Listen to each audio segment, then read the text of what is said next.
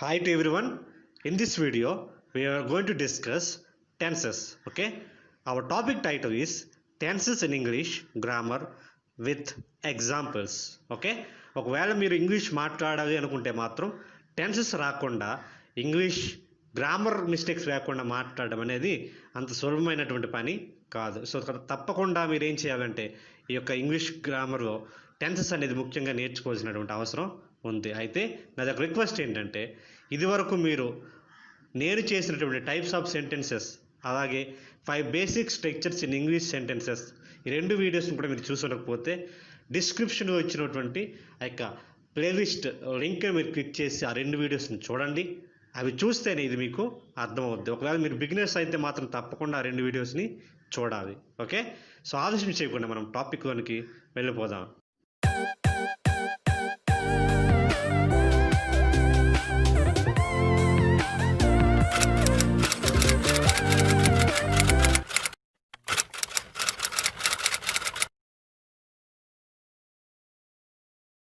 Firstly we have to know what is tense.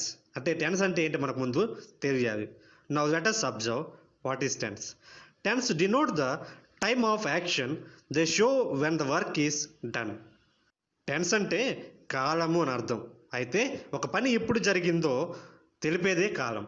అంటే ఒక వాక్యాన్ని మనం చూసినప్పుడు ఆ వాక్యము అంటే ఆ సెంటెన్స్ మనకి క్లియర్గా అబ్జర్వేషన్ అయిపోతుంది. ఏంటంటే ఈ పని ఎప్పుడు జరిగిందా అని మనం ఆ వాక్యాన్ని మనం గమనించగానే తెలిసిపోతుంది.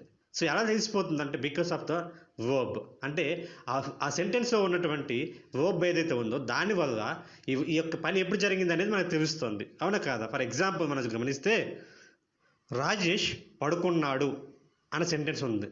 ఇంగ్లీష్లో దాన్ని చూస్తే Rajesh slept, SLEPT slept. Okay, ఈ చిన్న సెంటెన్స్లో రాజేష్ అనేది కామన్, అది ఏ టెన్స్లోనైనా ఒకేగా ఉంటుంది. కానీ అక్కడ మనం వర్బ్ని గమనించినట్టయితే స్లెప్ట్ అన్నాం.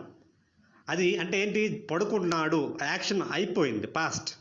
అదే ఒకవేళ పని జరుగుతుంది అనుకుందాం, అంటే ఎప్పుడు పడుకుంటాడు అనే విషయం చెప్పాలనుకుంటే అప్పుడు స్లెప్ట్ ప్లేస్ మనం స్లీప్స్ అని పెడితే అప్పుడేమవుతుందంటే అది ప్రజెంట్ టెన్స్లోకి వస్తుంది.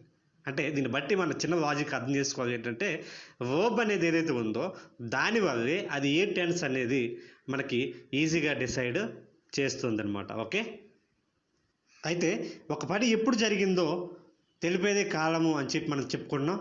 అంటే కాలం అనేది ఏంటంటే ఒక పని ఎప్పుడు జరిగిందా అనేది చెప్తుంది. అయితే ఈ యొక్క టెన్సెస్ అనేవి 3 టైప్స్ అనమాట. ఒకటి present tense, past tense, future tense. అంటే ప్రజెంట్ టెన్స్ అంటే ఇప్పుడు, పాస్ట్ టెన్స్ అంటే గతం, ఫ్యూచర్ అంటే ఏంటంటే భవిష్యత్తు అని అర్థం. ఓకే, అయితే మనం ఇప్పుడు ప్రజెంట్ టెన్స్ అంటే ఏంటో చూద్దాం. Present tense.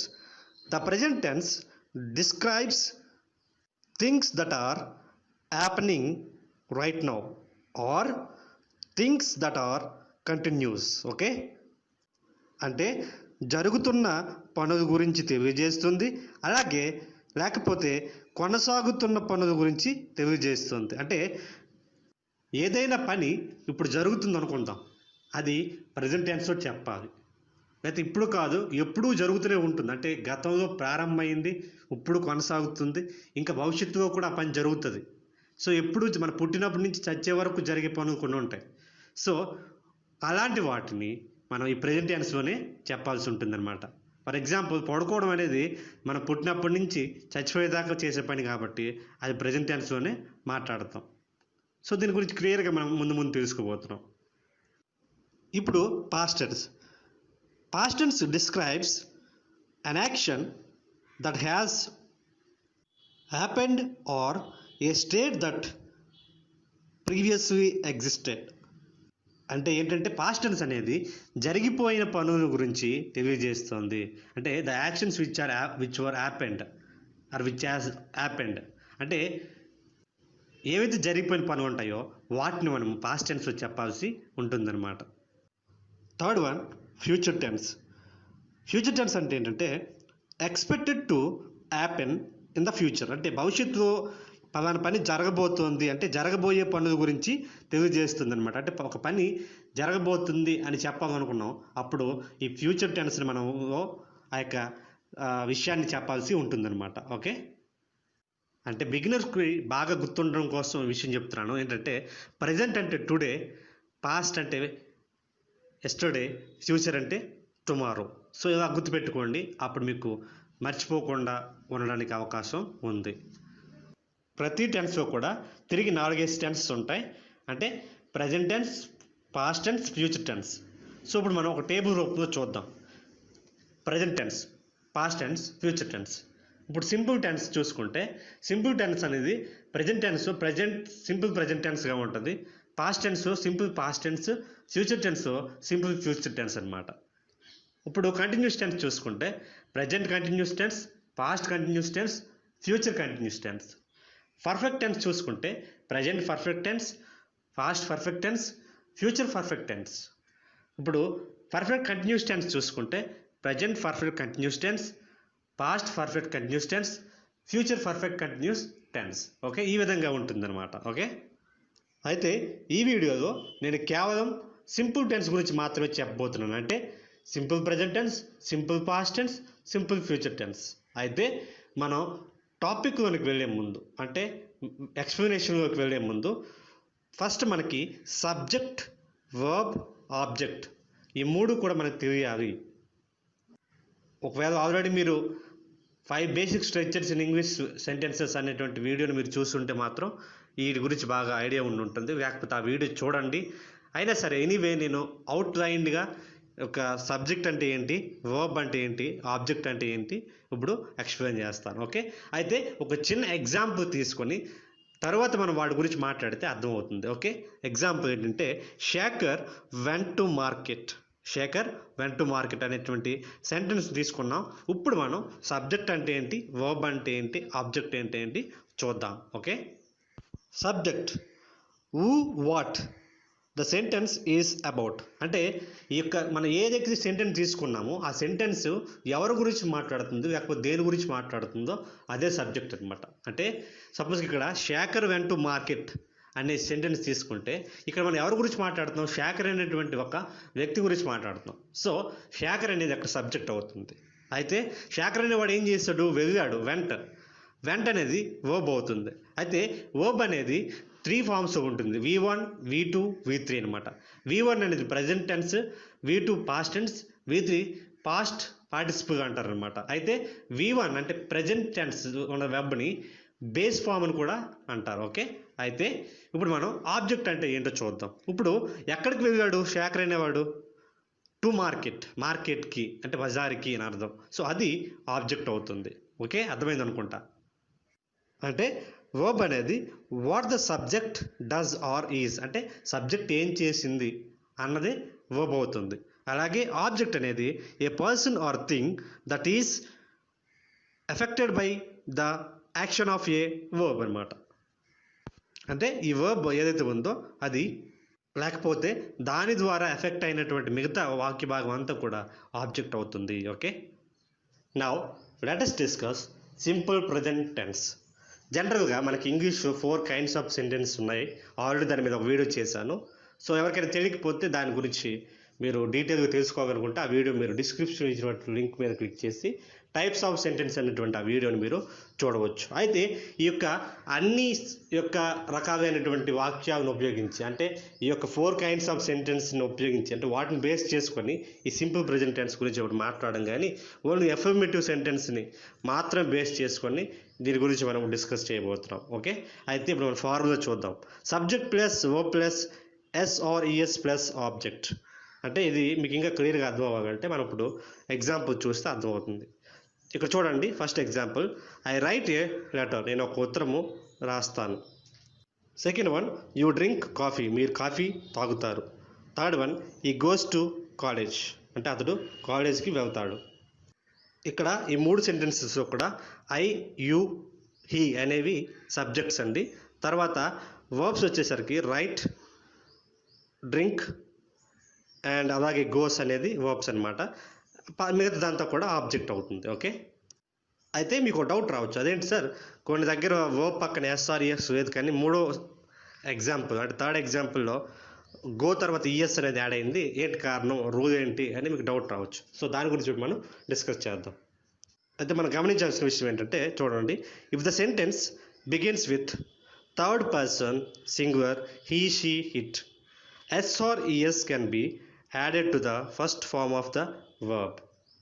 అంటే సింపుల్ ప్రజెంట్ టెన్స్ మనకి సబ్జెక్ట్ని బట్టి అంటే సబ్జెక్ట్ని బేస్ చేసుకొని అంటే సబ్జెక్ట్ సింగులర్ అయితే లేకపోతే థర్డ్ పర్సన్ సింగులర్స్ అయినా సరే మనకి ఓ పక్కన ఎస్ ఆర్ ఈఎస్ అనేది యాడ్ చేయాల్సి ఉంటుంది. అందుకే ఇక్కడ చూడండి థర్డ్ ఎగ్జాంపుల్లో ఈ గోస్ టు కాలేజ్ ఇక్కడ గో అనేది వర్బ్ దానికి ఈఎస్ అనేది యాడ్ అయింది. ఎందుకంటే ఇక్కడ మన సబ్జెక్ట్ని గమనిస్తే హీ అనేది ఏంటంటే థర్డ్ పర్సన్ సింగులర్ అనమాట.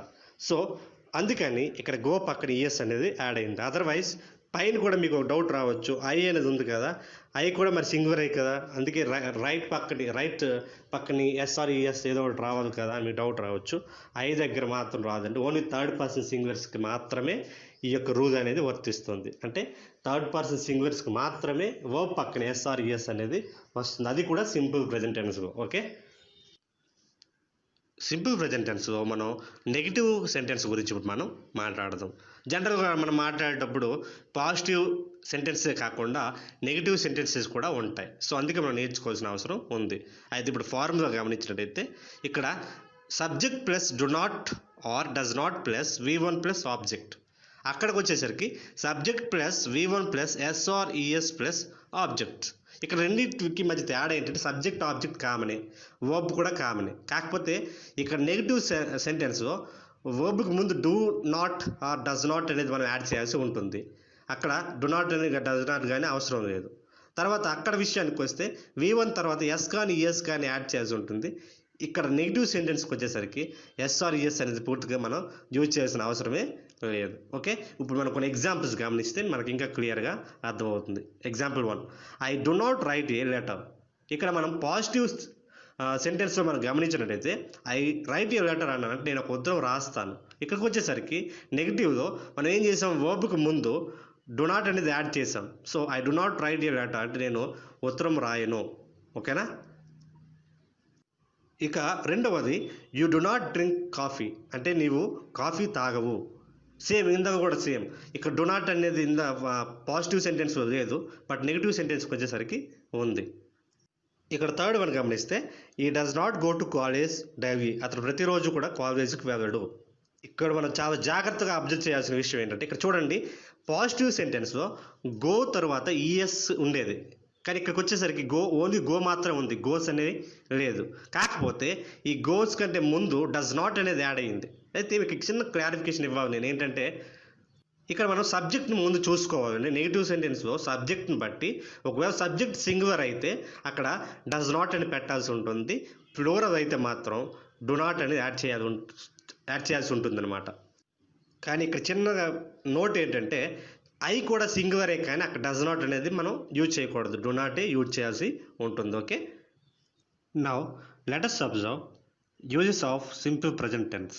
అంటే సింపుల్ ప్రజెంట్ టెన్స్ యొక్క ఉపయోగాలు అంటే ఎక్కడెక్కడ మనం ఈ సింపుల్ ప్రజెంట్ టెన్స్ని యూజ్ చేయవచ్చు అనేది ఇప్పుడు చూద్దాం. First one, habitual actions and daily activities. అంటే అలవాటుగా చేసే పనులు ఉంటాయి కదా, అలాగే మనం ప్రతిరోజు చేసే పనులు ఉంటాయి కదా, ఈ రెండింటిని కూడా మనం సింపుల్ ప్రజెంట్ టెన్స్లోనే చెప్పాల్సి ఉంటుంది. ఓకే, ఇప్పుడు మనం ఈ యొక్క సింపుల్ ప్రజెంట్ టెన్స్ యొక్క ఇండికేషన్స్ని చూద్దాం. మనం కాంపిటేటివ్ ఎగ్జామ్స్కి వెళ్ళినప్పుడు అక్కడ మనం గమనించినట్టయితే సెంటెన్స్ ఇచ్చి అది ఏ టైప్ ఆఫ్ టెన్స్ అడుగుతారు. ఒక్కోసారి అది అడిగేటప్పుడు మనకి ఏంటంటే ఇండికేషన్స్ అనేవి తెలుసుంటే కంపల్సరీ మనకి ఇంకా ఫార్ములా అనేది గుర్తున్నా ఉండకపోయినా ఈజీ ఐడెంటిఫికేషన్ అనేది చేసేయవచ్చు అనమాట. సో ఒకవేళ ఆ యొక్క ఆబ్జెక్ట్స్లో ఇండికేషన్స్ అనేవి ఇవ్వకపోతే definitely we have to go by observing the formula. అంటే అకార్డింగ్ టు ఫార్ములా ఉందా లేదా చూసుకుంటూ వెళ్ళాల్సి ఉంటుంది, దాన్ని గుర్తించాల్సి ఉంటుంది. Okay, now let us observe that. First one, always అంటే ఎల్లప్పుడూ, ఆఫెన్ అంటే మాటి మాటికి ఎప్పటికప్పుడు, సెల్డమ్ అంటే అరుదుగా, సమ్టైమ్స్ అంటే కొన్నిసార్లు, డైలీ అంటే ప్రతిసారి, ఎవ్రీడే ప్రతిరోజు, జనరల్ అంటే సర్వసాధారణంగా, అకేషనల్ అంటే అప్పుడప్పుడు, ఫ్రీక్వెంట్లీ అంటే క్రమంగాని, రేర్లీ అంటే అరుదుగా, యూజువల్ అంటే సర్వసాధారణంగా, రెగ్యులర్లీ అంటే ఎప్పటికప్పుడు లేకపోతే ప్రతిసారి అనే మీనింగ్ వస్తుంది. సో ఇలాంటి ఇండికేషన్స్ మీకు ఏ యొక్క సెంటెన్స్లోనైనా కనిపిస్తే అది సింపుల్ ప్రజెంట్ టెన్సే maximum. Okay, now let us observe some examples here. అంటే అలవాటుగా చేసే పనులు, ప్రతిరోజు చేసే పనులు ఏవైతే ఉంటాయో వాటికి సంబంధించి కొన్ని ఎగ్జాంపుల్స్ చూద్దాం. First one, I go to college daily. నేను ప్రతిరోజు కళాశాలకు వెళ్తాను. ఇక్కడ ప్రతిరోజు డైలీ అనేది ఒక ఇండికేషన్. సో ఇది ఏం చెప్తుందంటే క్లియర్గా ప్రతిరోజు వెళ్తాను అంటే ప్రతిరోజు చేసే పని కదా, అందుకని మనం దీన్ని సింపుల్ ప్రెజెంట్ టెన్స్ అని చెప్పాల్సి ఉంటుంది. అలాగే ఈ డైలీ అనేటువంటి ఈ యొక్క ఇండికేషన్ ఉన్నా లేకపోయినా ఇది ప్రెజెంట్ టెన్సే అవుతుంది, ఎందుకంటే ఫార్ములా ప్రకారం అన్నీ కూడా యాజ్ ఇట్ ఈజ్గానే ఉన్నాయి. Second one, they come to party regularly. అంటే వాళ్ళు క్రమం తప్పకుండా పార్టీకి వస్తుంటారు. అంటే ఇక్కడ ఇది కూడా రెగ్యులర్గా అనేది కూడా ఒక ఇండికేషనే. ఇక్కడ కూడా ఈ సెంటెన్స్ కూడా మనం గమనిస్తే సింపుల్ ప్రెజెంట్ టెన్స్లోనే ఉంది. ఇది కూడా అలవాటుగా చేసే పని కాబట్టి అందుకే మనం సింపుల్ ప్రెజెంట్ టెన్స్లో చెప్పడం జరిగింది. Okay, let's watch the third one. Rani often makes mistakes. అంటే రాణి తరచుగా లేకపోతే ఎప్పటికప్పుడే తప్పులు చేస్తూ ఉంటుంది.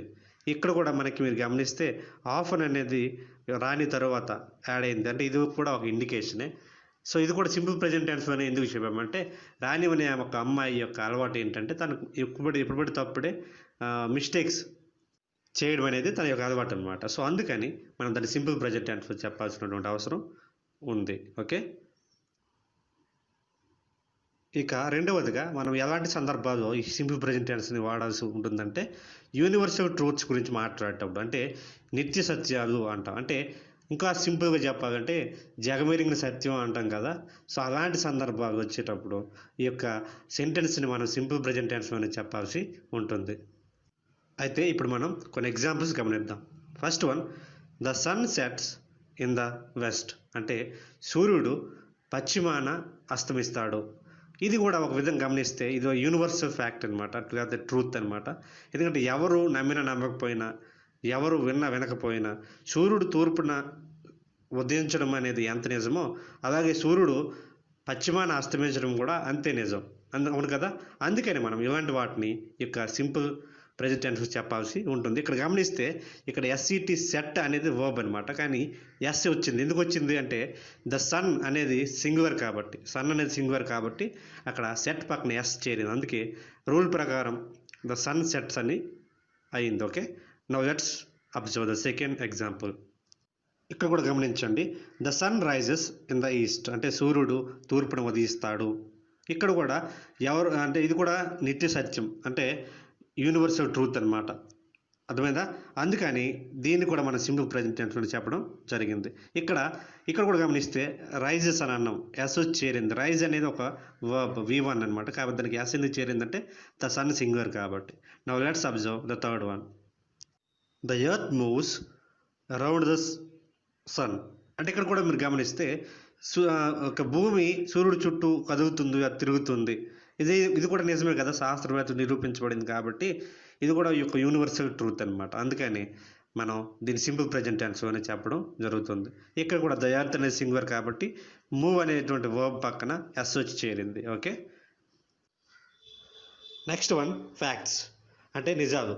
ఇవి ఎప్పటికీ నిజాలు, అంటే గతంలోనైనా ప్రజెంట్ అయినా ఫ్యూచర్లోనైనా ఎప్పుడైనా సరే ఇవి ఫ్యాక్ట్స్గానే ఉంటాయి. సో అందుకే వీటిని మనం సింపుల్ ప్రెజెంట్ టెన్స్లో చెప్పాల్సి ఉంటుంది. ఇక్కడ కొన్ని ఎగ్జాంపుల్స్ గమనిస్తే మీకు క్లియర్గా అర్థమవుతుంది. షుగర్ ఈజ్ స్వీట్, అంటే పంచదార తీయగా ఉంటుంది. హనీ ఈ స్వీట్, తేనె తీయగా ఉంటుంది. మ్యాన్ ఈజ్ వైజ్, అంటే మనిషి తెలివైన వాడు. ఇవన్నీ కూడా మీరు గమనిస్తే ఈజ్ అని వాడాం. జనరల్గా మన ఫార్ములాలు ఈజ్ కానీ యామ్ కానీ ఆర్ కానీ లేవు కదా, కాకపోతే ఇక్కడ ఎందుకు వాడామంటే మీకు డౌట్ రావచ్చు, అదే ఇప్పుడు చెప్తాను వినండి. వీటిని బీ ఫార్మ్స్ అంటారు. అంటే ఒక ఏదైనా విషయము ఇప్పటికీ ఉంది, లేకపోతే ఏదైనా సంగతి, లేకపోతే ఏదైనా మనిషి, లేకపోతే ఎవరైనా సరే ఇప్పటికీ ఉన్నారు అని అనాల్సి వచ్చినప్పుడు ఈ బీ ఫార్మ్స్ అనేవి వాడతాం. ఇంకా మీకు క్లియర్గా అర్థం అవడం కోసం ఒక చిన్న ఎగ్జాంపుల్ ఏంటంటే, సపోజ్ 2001 ఒక పర్సన్ అనేవారు పుట్టారు, అతని గురించి మనం మాట్లాడుతున్నాం. ఒకవేళ ఆ పర్సన్ బతికే ఉన్నాడు అనుకో, అప్పుడు ఏమంటామంటే ఈజ్ బోర్న్ ఇన్ 2001 అంటాం. అదే చనిపోయాడు అనుకోండి, ఈ వాజ్ బోర్న్ ఇన్ 2001 అంటాం. సో ఆ పర్సన్ చనిపోతే వాజ్ వాడాము, ఇంకా బ్రతికుంటూ ఉంటే ఈజ్ వాడాము. దానికి కారణం ఏంటంటే ఈజ్ అంటే ఉన్నాడు అని అర్థం, వాజ్ అంటే ఉండేవాడు అని అర్థం వస్తుంది. ఓకేనా, సో అందుకని ఈ యొక్క బీ ఫార్మ్స్ మనం యూజ్ చేస్తూ ఉంటాము. ఇంకొక విషయం చెప్పాలంటే మీరు ఈ 3 సెంటెన్సెస్లో కూడా ఎక్కడ కూడా మెయిన్ వర్బ్ అనేది లేదు. అందుకని మనం ఏం చేసామంటే మనం హెల్పింగ్ వర్బ్ని అంటే బీ ఫార్మ్స్ని మనం మెయిన్ వర్బ్గా తీసుకున్నాం. అర్థమైందా? I hope you got it. Next one simple past tense. దీన్ని కూడా మనం ఎఫర్మేటివ్ సెంటెన్స్లో మాత్రమే చూద్దాం. Formula subject plus V2 plus object. ఇక్కడ కొన్ని ఎగ్జాంపుల్స్ మనం గమనిస్తే కొంచెం క్లియర్గా అర్థమవుతుంది. జనరల్గా చూడండి. First example, I wrote a letter అంటే నేను ఒక ఉత్తరం రాశాను. సింపుల్ ప్రజెంట్ టెన్స్లో మనం ఐ రైట్ ఏ లెటర్ అన్నాను, అంటే అక్కడ నేను ఒక ఉత్తరం రాస్తాను. ఇక్కడికి వచ్చేసరికి ఐ రోట్ ఏ లెటర్, నేను ఒక ఉత్తరం రాశాను, అంటే ఆ యాక్షన్ అయిపోయింది అనమాట. ఇక సెకండ్ వన్ చూస్తే, యు బాట్ ఏ స్కూటర్ అంటే నువ్వు ఒక స్కూటర్ కొన్నావు. అక్కడ కొనడం అనేటువంటి యాక్షన్ అయిపోయింది కదా, సో పాస్ట్ టెన్స్. ఓకే. ఇక థర్డ్ వన్, ఈ డ్రాంక్ ఏ కాఫీ అంటే అతడు కాఫీ తాగాడు. ఫస్ట్ సెంటెన్స్ అంటే సింపుల్ ప్రెజెంట్ టెన్స్లో ఐ డ్రింక్ లేకపోతే యూ డ్రింక్ కాఫీ అంటే నీవు కాఫీ తాగుతావు అని యూజ్ చేసాం. ఇక్కడికి వచ్చేసరికి నువ్వు కాఫీ తాగావు అంటే అది ఆ యాక్షన్ అయిపోయింది అనమాట. ఓకే. అందుకని దాన్ని మనం యూ డ్రాంక్ అని వర్బ్ని మార్చాం, V2 ఫామ్కి మార్చాం. ఇక గమనిస్తే ఇక్కడ ఐ యూ హీ అనేవి సబ్జెక్ట్స్, రోట్ బాట్ అలాగే డ్రాంక్ అనేవి వర్బ్స్, మిగతా రెస్ట్ ఆఫ్ థింగ్స్ అన్నీ కూడా ఏంటంటే ఆబ్జెక్ట్స్ అనమాట. ఓకే. ఇప్పుడు మనం ఈ సింపుల్ పాస్ట్ టెన్స్ని నెగిటివ్ సెన్స్లో కూడా ఒకసారి గమనిద్దాం. Formula subject plus did not plus V1 plus object. ఇక్కడ ఫార్ములా మీరు గమనించండి. సింపుల్ పాస్ట్ టెన్స్ యొక్క పాజిటివ్ ఫార్ములాలో సబ్జెక్టు V2 ఆబ్జెక్ట్ ఉన్నాయి. ఇక్కడికి వచ్చేసరికి సబ్జెక్ట్ తర్వాత డిడ్ నాట్ అనేది యాడ్ అయింది, V2 కాస్త V1గా మారింది, ఆబ్జెక్ట్ అనేది కామన్గా ఉంది. ఎగ్జాంపుల్స్ గమనిద్దాం. I did not write a letter, నేను ఒక ఉత్తరం రాయలేదు. You did not buy A scooter, నువ్వు ఒక స్కూటర్ కొనలేదు. He did not drink coffee, అతడు కాఫీ తాగలేదు. సో చూశారు కదా, ఇక్కడ అంతా కూడా సబ్జెక్ట్ తర్వాత డిడ్ నాట్ అనేది యాడ్ అయ్యింది. సో దానివల్ల ఈ సెంటెన్స్ అన్నీ కూడా నెగిటివ్ సెన్స్లోనే ఉన్నాయి. అలాగే ఈ యొక్క సెంటెన్స్ అన్నీ కూడా గతించిపోయినటువంటి గతంలో జరిగినటువంటి యాక్షన్స్ గురించి మాట్లాడుతుంది కాబట్టి, జరగలేనటువంటి యాక్షన్స్ గురించి మాట్లాడుతుంది కాబట్టి, సో ఇవన్నీ కూడా సింపుల్ పాస్ట్ టెన్స్ యొక్క నెగిటివ్ సెన్స్లో ఉన్నట్టు. ఓకేనా? ఇక్కడ మనం ప్రతి ఒక్కరు కూడా ఒక విషయాన్ని గమనించాలి. ఏంటంటే ఇప్పుడు మాట్లాడుకునే ఎగ్జాంపుల్స్ అన్నీ కూడా ఇవి సింపుల్ పాస్ట్ టెన్స్కి సంబంధించినటువంటివే. కాకపోతే మనం ఇక్కడ V1 ఫామ్ను ఎందుకు ఉపయోగించామంటే డిడ్ నాట్ అనేది వచ్చింది కాబట్టి. డిడ్ నాట్ కానీ, డు నాట్ కానీ, డస్ నాట్ కానీ, వీటిలో ఏమి వచ్చినా సరే మనం V2ని కానీ V3ని కానీ వాడకూడదు. V1 ఫామ్ని మాత్రమే యూజ్ చేయాలి. ఓకేనా? Even though it is a simple past tense, ఇది సింపుల్ పాస్ట్ టెన్స్ అయినప్పటికీ కూడా V2 ఫామ్ అనేది వాడకూడదు. ఓకేనా? ఎందుకంటే డిడ్ నాట్ ఉంది కాబట్టి. అయితే మనం సింపుల్ పాస్ట్ టెన్స్ యొక్క ఉపయోగం అంటే ఏ సందర్భాల్లో ఈ సింపుల్ పాస్ట్ టెన్స్ని యూజ్ చేస్తాం అనే విషయాన్ని గమనిద్దాం. This tense is used for the actions at any time in the past. అంటే గతంలో జరిగిన ఏ పనుల గురించి అయినా మాట్లాడినప్పుడు ఈ యొక్క సింపుల్ ప్రెజెంట్ టెన్స్ని వాడాలి అన్నది ఈ యొక్క సెంటెన్స్ యొక్క మీనింగ్. అంటే జరిగిపోయిన పనుల గురించి మాట్లాడినప్పుడే ఈ సింపుల్ ప్రెజెంట్ టెన్స్ని ఉపయోగించాలి అని అర్థం అనమాట. అయితే సింపుల్ ప్రెజెంట్ టెన్స్లో కూడా కొన్ని ఇండికేషన్స్ ఉన్నాయి. అంటే ఏ సెంటెన్స్లోనైనా ఈ యొక్క ఇండికేషన్స్ కనిపిస్తే అది సింపుల్ ప్రెజెంట్ టెన్స్ అని ఈజీగా మనం ఐడెంటిఫై చేయవచ్చు.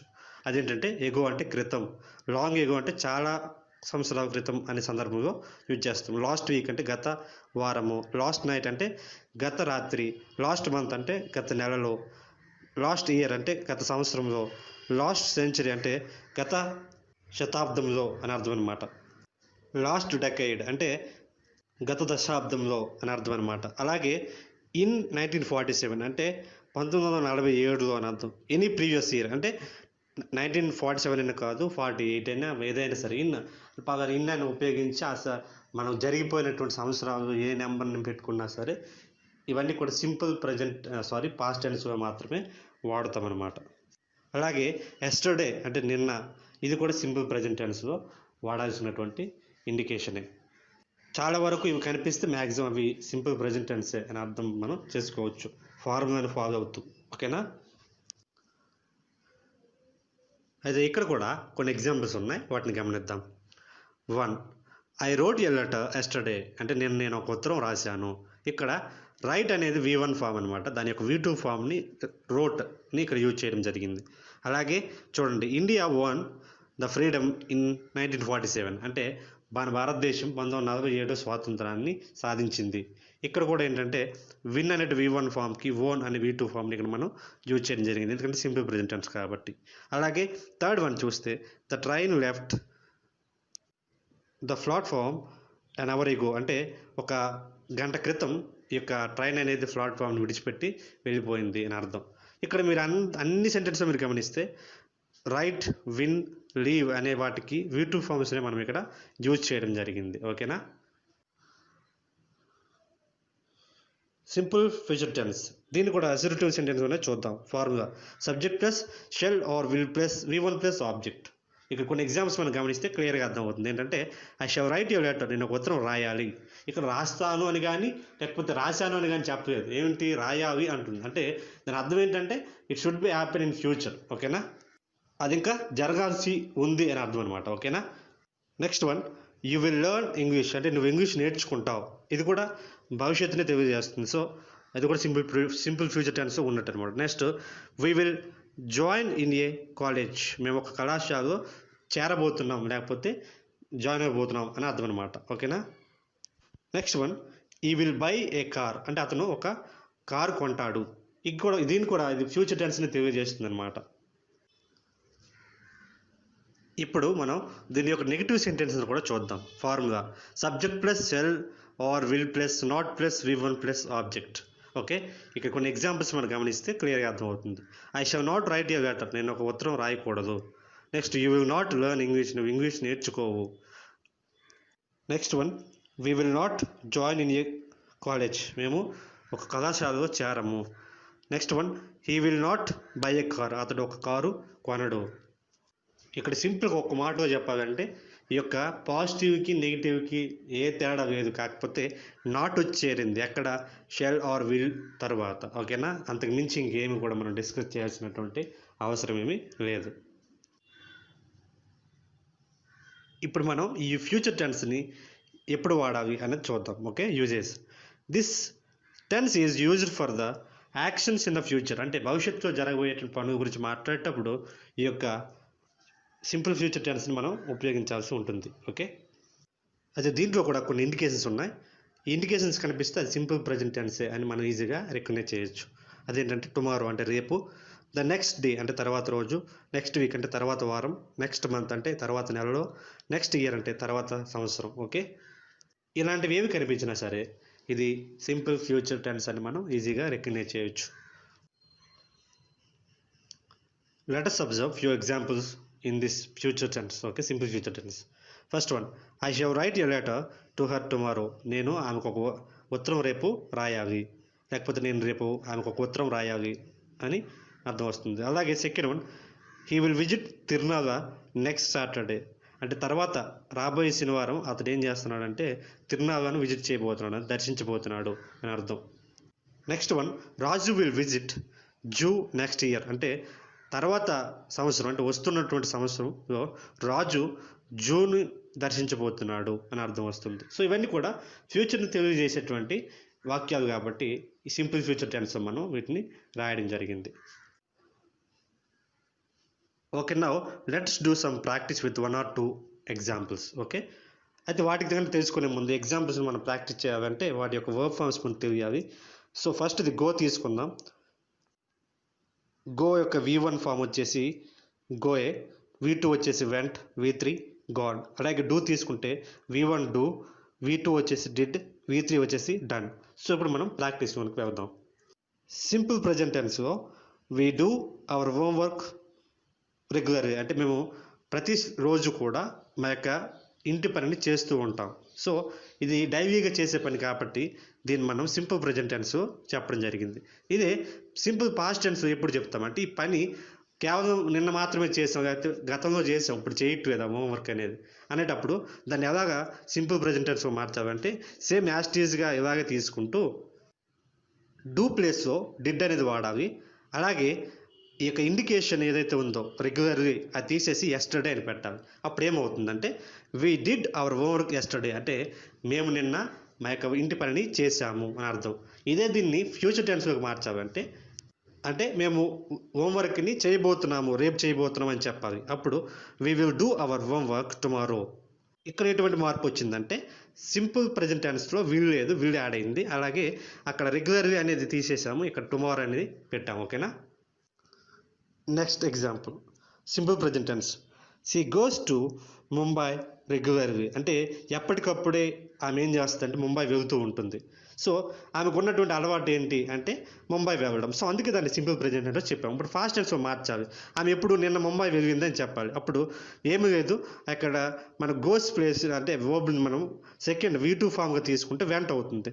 అప్పుడు ఆ గోస్ ప్లేస్లో వెంటని యూజ్ చేసి అక్కడ రెగ్యులర్లీ ప్లేస్లో ఎస్టర్డే అని పెడితే అప్పుడు సెంటెన్స్ మారిపోతుంది. She went to Mumbai yesterday. అంటే ఆమె నిన్న ఏం చేసిందంటే ముంబై వెళ్ళింది అనేటువంటి అర్థం వస్తుంది. ఇక సింపుల్ ఫ్యూచర్ టెన్స్లోకి వస్తే విల్ గో అని వస్తుంది అనమాట. అంటే she will go to Mumbai tomorrow. అంటే రేపు ఆమె ఏం చేస్తుందంటే ముంబై వెళ్తుంది అని అర్థం వస్తుంది. ఈ వీడియో కానీ మీకు నచ్చినట్లయితే లైక్ చేయండి, షేర్ చేయండి, సబ్స్క్రైబ్ చేసుకోవడం మాత్రం మర్చిపోకండి. Let us meet again in the next video. Until then, this is Prashant signing out.